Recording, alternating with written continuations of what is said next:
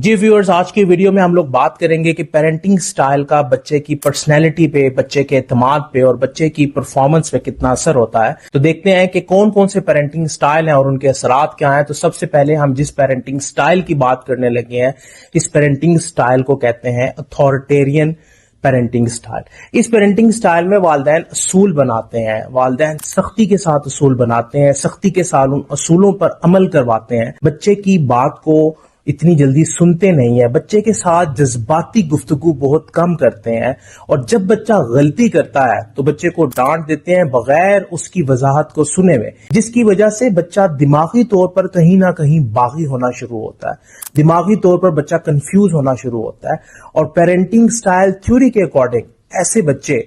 पुरएतमाद नहीं होते, ऐसे बच्चे जज्बाती तौर पर कमजोर होते हैं और ऐसे बच्चों की कारकर्दगी भी जो है वो इतनी नुमाया नहीं होती। तो ये पेरेंटिंग स्टाइल कहीं ना कहीं बच्चों की जात को मुतासिर